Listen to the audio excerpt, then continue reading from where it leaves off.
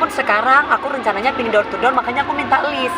Karena banyak warga dari Lebak Bulus itu yang mengadu kepada saya bahwa sembakonya tuh tidak sampai gitu loh Mami. Justru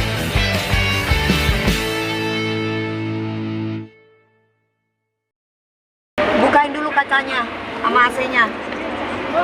Ya. Jadi ayo Mami jelaskan Itu gimana ceritanya sama Pak RT Iya, nih? Pak RT Gimana nolak. kronologis ceritanya nih? iya, sama Pak kan RT? gini kemarin itu kan aku memang beli sapinya itu di Brebes. Aku memang sengaja tidak memberikan alamat rumahku. Jadi aku minta sama merekanya untuk berhubungan sama Pak Ustadz yang ada dekat rumah di masjid.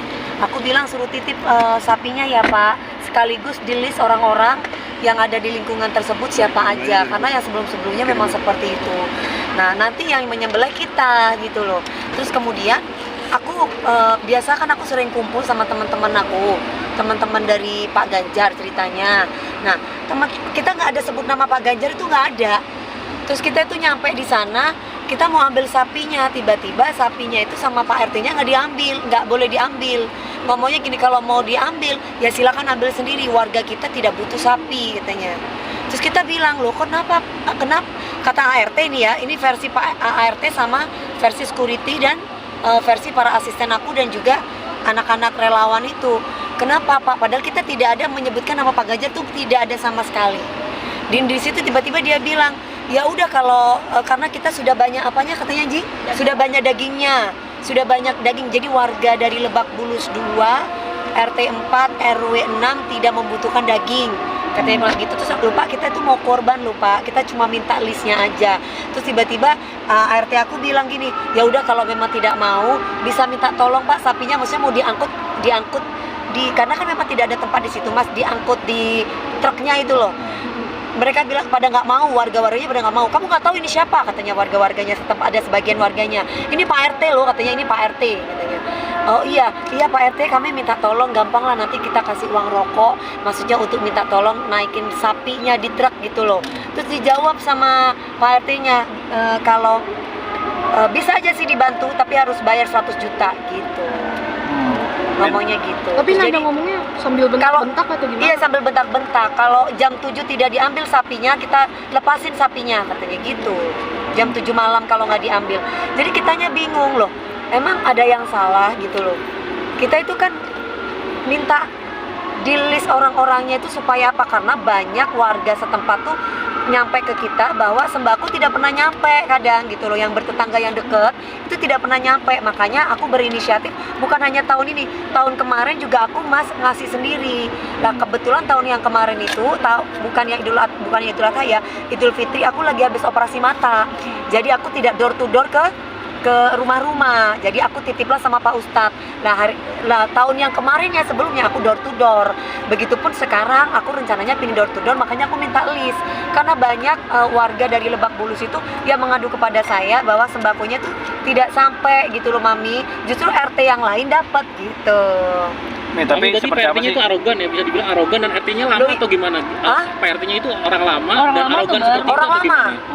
Udah Nah, sebelumnya- selama saya tinggal di situ Pak RT-nya ya itu. Tapi sebelumnya pernah Sudah. kayak gini juga nggak sih? Saya sudah 3 tahun, 4 tahun, hampir 4 tahun ya. Nah sebelumnya memang kalau misalkan urusan parkir, kadang ada mobil wartawan kadang di depan atau apa, kita itu selalu dapat teguran juga. Gak boleh parkir dan yang lain-lain lah. Kadang kita ada pengajian, sampai saya pun mau pengajian jadi nggak berani.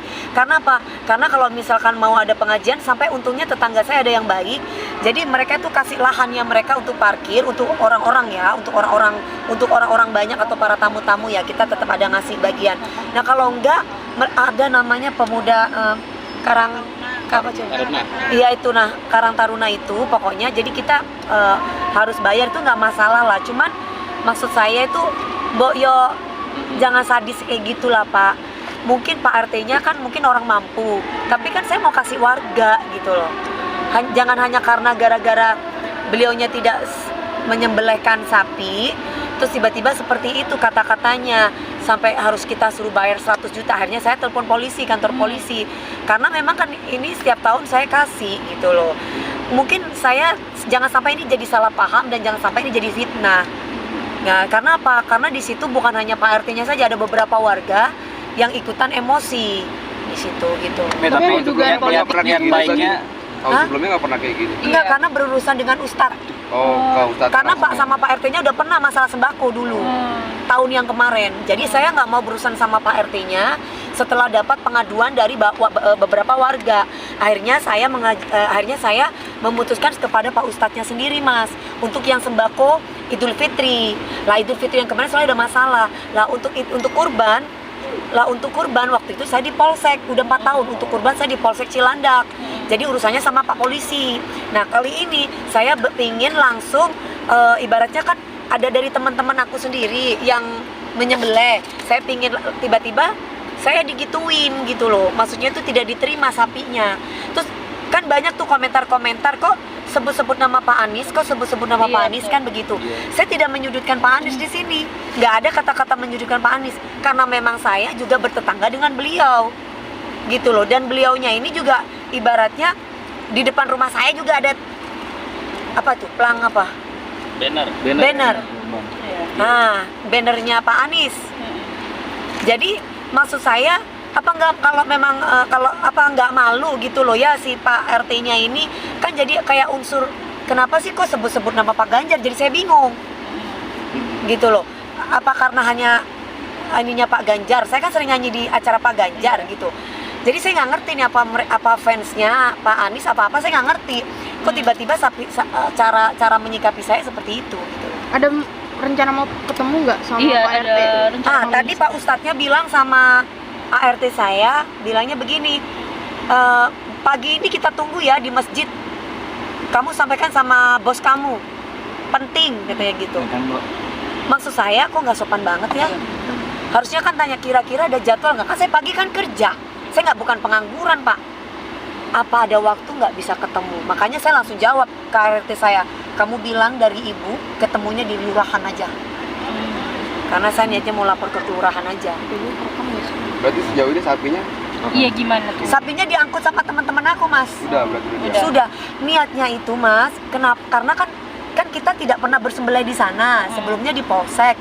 Nah, kita rencananya ada teman-teman aku yang memberikan lahan, tapi tidak mengurangi daging satupun, kita mau kasih semua ke warga Lebak Bulus, tetangga-tangga aku.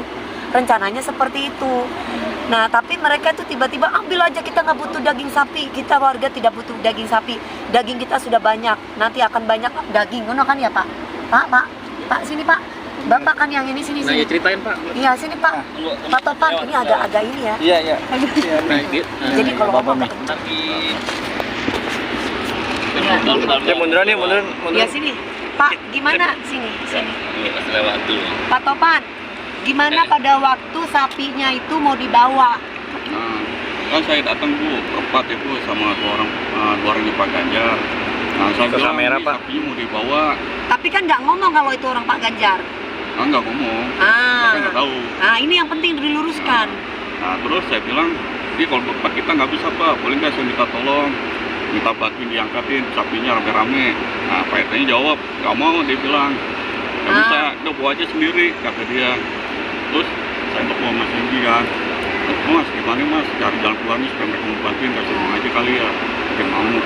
Ya udah, saya ngobrol lagi. Sebelumnya saya nggak tahu kalau itu Pak RT-nya. Ya. Nah, saya bilang, Pak, itu gini nih Pak, saya minta tolong sekali lagi, tolong dibantu angkatin sapi itu, nanti saya kasih uang buat hargain, jadi payah apa-apa lah, udah batu ngangkat. Nah, terus dia bilang, nggak mau, ini harga diri, kata dia, 100 juta pun dia nggak mau.